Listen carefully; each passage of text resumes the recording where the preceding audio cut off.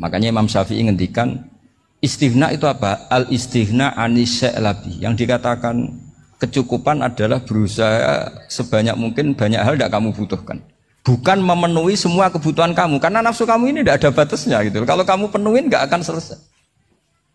Itu ada perempuan yang kurang cantik itu minta doa saya, Gus doain suami saya kaya, terus tak guyonin, terus nggak minta. Kalau suami kamu kaya, yang pertama dirubah itu apa? Rumah supaya rumah saya bagus. Kedua apa? Mobil supaya mobil saya bagus. Nanti yang dievaluasi itu kamu. Mobil bagus, Alphard, rumah mewah, istrinya kamu. Pasti itu dievaluasi. Langsung enggak usah. Sudah gini aja kan. Jadi pertama yang dievaluasi itu kaya itu. Coba kalau suami kaya itu yang dievaluasi pertama rumah ya. Rumah ganti. Setelah itu apa? Mobil. Kira-kira berikutnya. Akhirnya sudah enggak jadi. Nabi Ibrahim itu pernah minta umur panjang. Keren umur panjang. Sama Allah enggak dijawab. Datang orang tua gitu mertamu ke Nabi Ibrahim.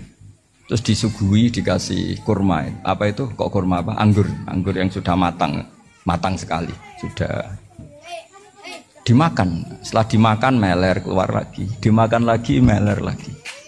Terus Nabi Ibrahim masuk lagi ke kamar. Ya Allah, doanya tak cancel. Nanti kalau saya tua kayak itu. Jadi Allah itu enggak jawab langsung tapi ngirimkan itu. Akhirnya ya Allah enggak jadi. Nanti takut itu. Saya pernah ngalami jadi kiai tadi ada ibu-ibu ya enggak pati cantik lah. Suaminya tuh miskin sekali. Minta doa saya supaya kaya, bareng tak kasih pertimbangan itu udah enggak usah enggak jadi. Jadi itu kearifan. Tapi kearifan ini harus kita tanamkan. Saya enggak bisa membayangkan Indonesia yang besar ini andai kan enggak ada qanaah. Nerimo ing pantum. Coba sekarang ada Covid. Andai kan Indonesia tuh kayak Perancis.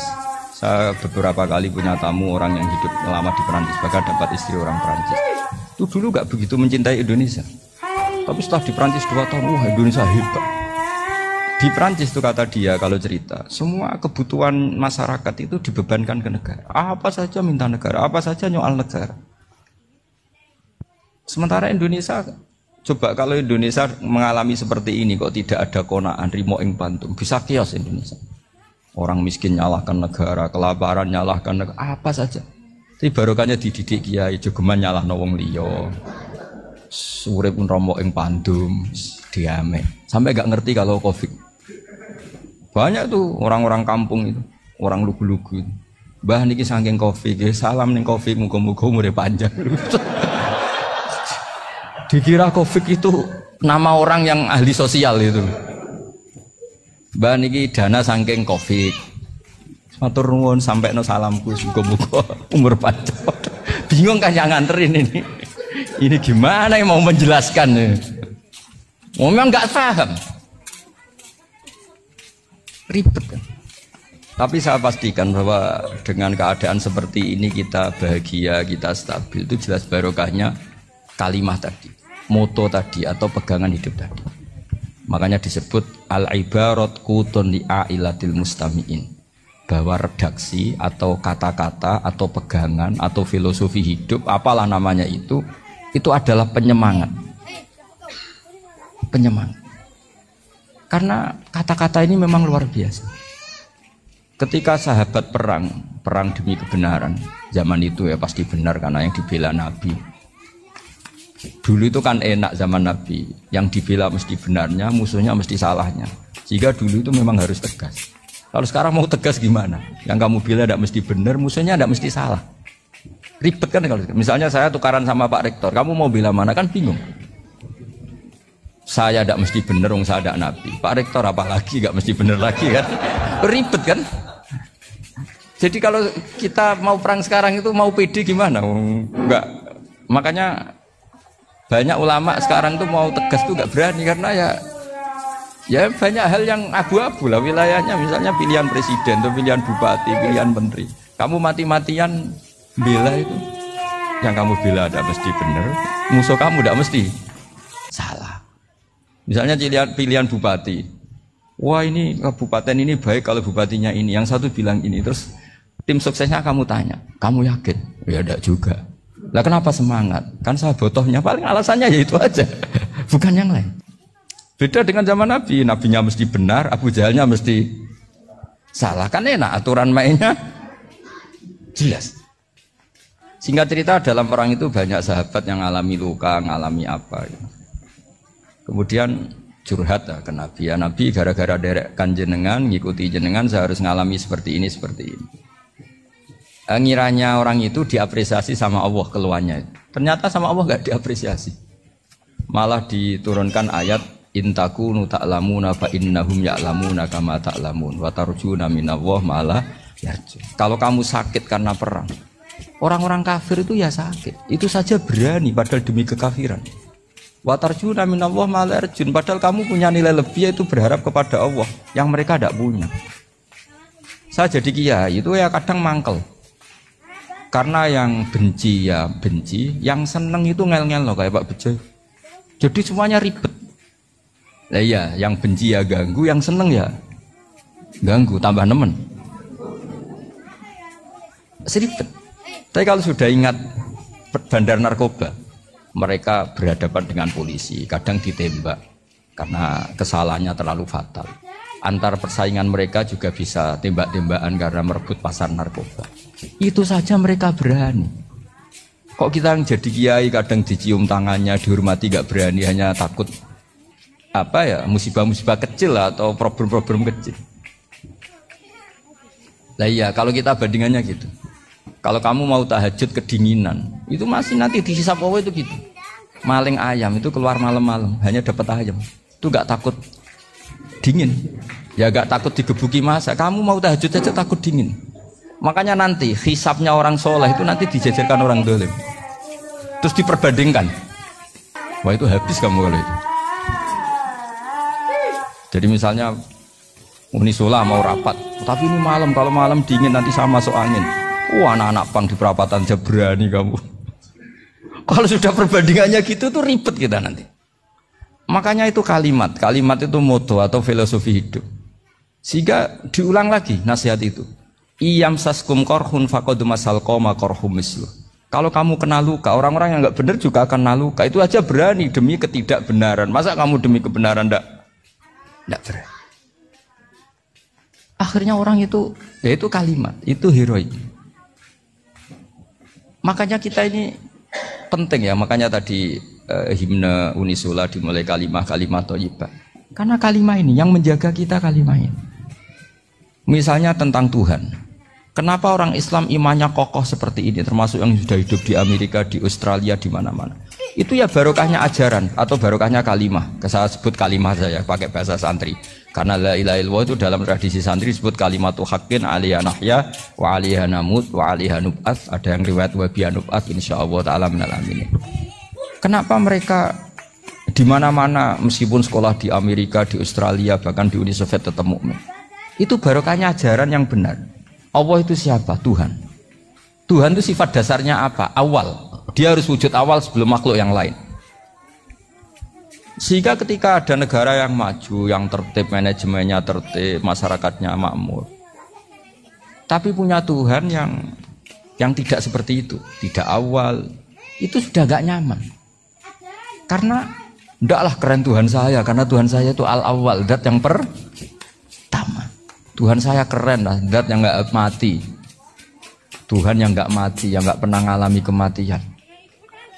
Sehingga tontonan atau yang dilihat kenikmatan-kenikmatan yang lain ini tidak mengubah dia pendirian tentang Tuhan. Karena mantapnya satu kalimat tadi bahwa Tuhan itu ya harus satu, harus awal, harus tidak mati, tidak rusak, tidak mengalami apa-apa yang membahayakan. Sehingga ketika ditawarin Tuhan yang lain meskipun menjanjikan secara finansial atau kemakmuran, mereka gak tertarik. Itu coba, itu barokahnya makmur apa barokahnya ajaran? Barokahnya ajaran. Sering negara Islam itu kalah makmur dengan mereka, tapi barokahnya ajaran ini tetap apa? Tetap Islam. Makanya Nabi Ibrahim, Nabi yang sukses bikin wa ja'alaha kalimatam baqiyatan fi aqibi. Sehingga kita ini bekti sama orang tua misalnya, itu ya karena ajaran. Suwargamu itu karek wong tuamu. Nak wong tuamu ridho, Allah ridho. Nak ora ridho, Allah ora ridho. Ridho wa fi ridhol walidain wa sakhatu wa sukhtu wa fi sakhatil. Sehingga ketika ada orang tua yang agak brengsek gitu, anak-anak tetap hormat. Punya orang tua yang miskin, yang sudah miskin, tukang tombok nomor, banyak kan di kampung gitu. Ya tetap hormat. Coba kalau dari awal kita ngajari orang tua kamu hormati ya, kalau baik, kalau tidak usah. Bisa geger Indonesia. Tapi barokahnya ajaran-ajaran itu Indonesia tertib karena ada ajaran. Nah ini di sini ini pesantren dan Unisula semua harus berkontribusi membuat ajaran yang benar itu adalah ciri utama Islam. Sehingga Islam ini dimulai dengan ajaran kalimatu haqqin alaiha nahya wa alaiha namut. Sehingga kita tenang seperti ini. Saya ini termasuk kiai yang tenang. Meskipun kata orang banyak saya ini kiai besar, tapi termasuk kiai yang paling tenang. Termasuk yang paling tenang. Karena saya ini pakai mazhab orang-orang hebat. Saya berkali-kali cerita, orang kayak Imam Syafi'i itu orang yang luar biasa. Saya berkali-kali cerita, orang yang tadi nyium tangan kamu ya Imam Syafi'i, di belakang tuh ngerasani kamu, menghujat kamu. Jawabannya enak saja. Berarti saya alhamdulillah orang yang wibawa. Buktinya di depan saya nggak berani. Jadi enteng saja. Diceritain sebagian kampung, sebagian separuh dari warga kamu itu nggak suka kamu. Ya bagus lah nggak suka saya, nggak akan utang duit saya. Di mana-mana orang utang itu karena teman dekat. Kalau nggak seneng pasti minimal nggak utang, nggak pinjam mobil, nggak pinjam apa. Berkah mana yang seneng sama yang gede? Jadi dianggap enteng saja. Semua yang dialamin dianggap enteng saja. Misalnya punya istri pemarah, ya baguslah marahin suami. Kalau marahin tonggo malah ribet. Jadi kamu harus terima kasih kalau dimarahin istri. Baguslah marahin saya mah, kalau marahin tonggo ribet. Jadi enteng saja. Tapi kita sekarang itu karena nafsu ya, sehingga menghadapi hidup ini ribet. Ulama dulu kalau mau mati itu senengnya bukan main. Sudah lama saya ini ingin gak maksiat. Kayaknya gak maksiat paling efektif itu mati. Ya tidak apa-apa Gusti, kalau sebaiknya mati ya mati aja. Enteng saja. Jadi melihat kematian itu akhir dari segala keburukan atau potensi keburukan. Apapun baik kita sekarang, suatu saat mungkin kita nggak baik. Yang bisa menghentikan ketidakbaikan atau potensi ketidakbaikan itu apa coba? Mati kan? Berarti mati itu mengerikan apa menyenangkan? Mesti kamu tidak berani menjawab. Meskipun secara ilmu kamu berani, tapi secara rasa nggak berani kan? Saya ulang lagi ya, yang bisa menghentikan keburukan atau potensi keburukan itu apa coba? Apa? Kematian. Berarti kematian itu menyenangkan atau menyusahkan? Apapun kamu tidak berani jawab karena kamu agak-agak duniawi itu kelihatannya. Tapi secara ilmu, kamu tahu kan kalau mati itu tidak buruk-buruk banget. Karena apa? Itu akhir dari segala keburukan. Sehingga Nabi ngajarkan kalimat itu begitu luar biasa. Allahumma ahyini maka natil hayatu khairan li wa tawaffani maka natil wafatu khairan li. Nabi melihat dunia itu begitu indah. Ya Allah, kalau saya ini hidup, anggap saja hidup ini ziyadatan li fi kulli khairin, menjadi modal saya menambah segala kebaikan. Jika suatu saat saya mati, anggap mawon rohatan li min kulli syarrin, itu akhir dari segala keburukan saya. Sehingga mati hidup ya baik karena di situ kita bisa berkontribusi beramal soleh. Mati juga baik karena mengakhiri segala keburukan. Nabi nate ngendikan lagi, ajaban li amril mukmini inna amrahu kullahu khair. Orang mukmin itu mengagumkan, semuanya baik. In asobathu na'ma syakara fakana khairan lah. Kalau baru dapat nikmat dia syukur, maka itu baik. Wa in asobatu dharra sabara, kalau dapat masalah mereka sabar, itu juga baik. Jika orang mukmin dua sisinya pasti baik. Itu juga kalimat, maksudnya moto atau pegangan hidup. Nah berikut ini saya beri contoh, ini kenangan saya, ini contoh terakhir. Masalah jadi orang terkenal maupun tidak. Di sini dicontohkan Imam Ghazali di halaman 367 di kitab saya 367. Juznya 3 di kitab Ihya Ulumuddin. Di sini beliau cerita betapa untuk menjaga ikhlas sebaiknya orang itu tidak terkenal, tidak syuhrah, tidak terkenal. Oke, itu kita sepakat ya, karena kalau terkenal mungkin orang dipaksa publik dengan tanda kutip untuk selalu berbuat baik, tapi karena jaim lah, jaga image atau apa. Tapi ketika dibalik pertanyaannya, kamu rela yang terkenal itu orang nggak benar, sementara yang orang benar itu nggak terkenal. Lalu masyarakat taunya yang tidak benar. Kalau pertanyaannya dibalik gitu, orang baik wajib terkenal enggak? Kalau pertanyaannya dibalik seperti itu, dokter yang benar tidak terkenal, yang malpraktek terkenal. Kamu ingin kondisi seperti itu? Gak ingin kan? Kampus yang bagus gak terkenal, kampus yang bagus gak terkenal, yang gak bagus. Nah, artinya apa? Gara-gara olah kata, olah pikiran, ini logika jadi rubah. Lagi-lagi apa? Jawaban itu ada di kata-kata sebetulnya. Makanya bab-bab seperti ini tidak usahlah kita berdebat, berpolemik. Sebaiknya orang itu humul, menutup diri, apa sebaiknya orang terkenal, itu nggak perlu seperti itu. Sudah terserah Tuhan saja. Makanya saya mulai dulu ngaji sampai sekarang itu ya tidak punya punya ikon tertentu atau punya website tertentu, enggak. Sudah terserah pangeran. Saya juga tidak sok suci materialistik atau enggak, ya tidak mikir saya. Bukan apa-apa ya, karena saya ini kiai, jadi biasa urusannya sama Allah, tidak sama makhluk. Jadi pusing kalau sama sarah-sarahnya makhluk itu pusing.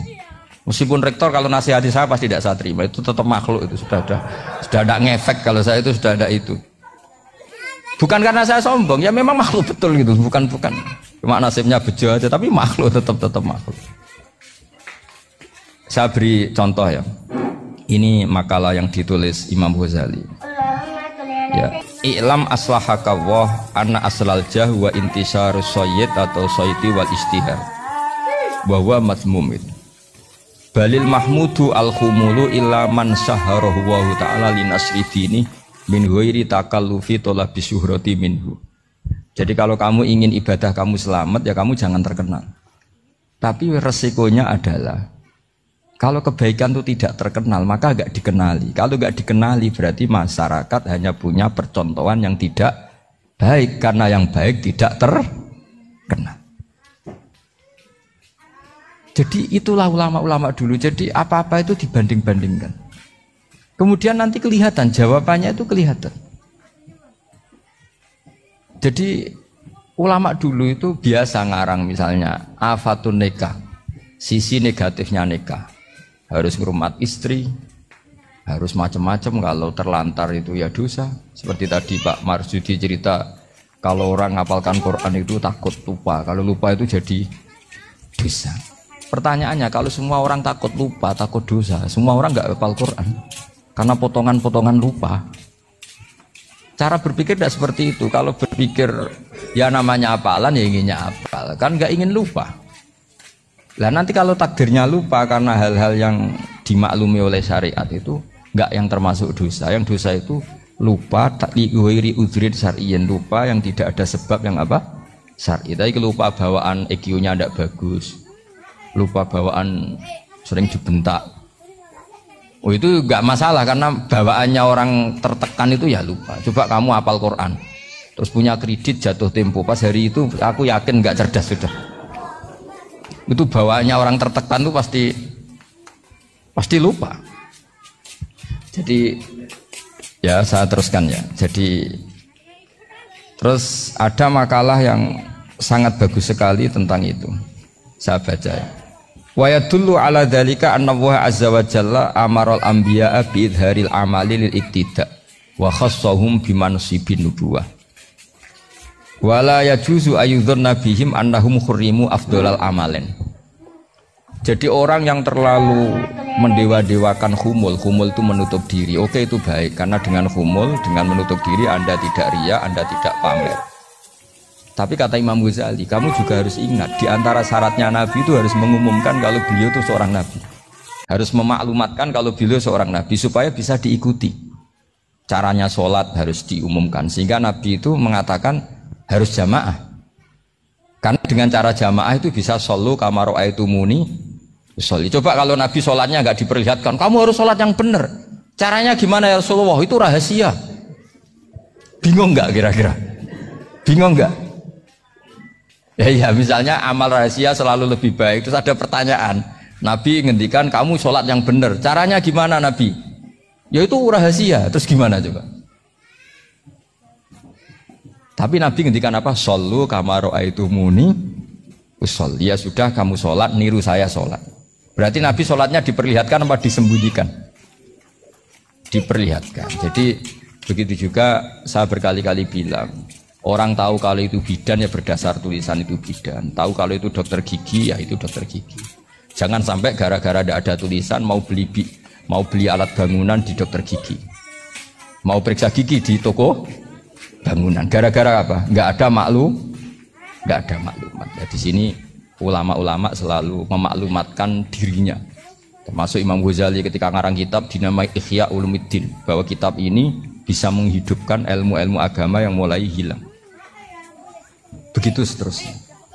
Jadi ini ngaji ya. Jadi orang itu harus ngerti. Jadi jangan nuruti emosi sendiri atau logika sendiri. Bahwa saya suka humul, ya monggo, agama Islam menyediakan sarana itu. Uzlah itu ya punya sisi kebaikannya sendiri. Tapi syuhrah terkenal asal tidak nuruti nafsu juga punya sisi kebaikannya sendiri. Setidaknya umat ini punya satu master kebaikan yang mudah diakses. Tapi tadi saya ulang lagi, jangan karena hadun nafsi, jangan karena kepentingan pribadi. Makanya di sini disebutkan wa yadullu ala dzalika ay ala syuhrah An-Nabuha ta'ala amarul anbiya bi'idharil amal lil iktida. Allah selalu memerintahkan para nabi kalau ngamal kebaikan ya harus dimunculkan supaya bisa ditiru. Yaitu tadi kita tidak bisa bayangkan kan kalau misalnya nabi menyuruh kamu harus sholat yang benar, kemudian sholatnya nabi sembunyi. Lalu ditanya, nabi saya niru siapa? Wah itu rahasia, kamu nggak boleh lihat sholat saya takut tidak ikhlas. Ribet kan? Sehingga jamaah itu statusnya tetap harus. Nah bedanya harus ini ulama berpendapat harus yang apa? Fardu kifayah. Tapi fardu itu maknanya harus. Tapi bukan berarti kalau nggak jamaah sholatnya nggak sah, nggak. Tetap tapi statusnya jamaah tetap apa? Harus. Nah barokahnya harus ini orang yang baru sholatnya langsung benar karena ada yang diikutin. Coba kalau mantan dukun baru sholat terus sholat sendiri itu mesti mirip mantra.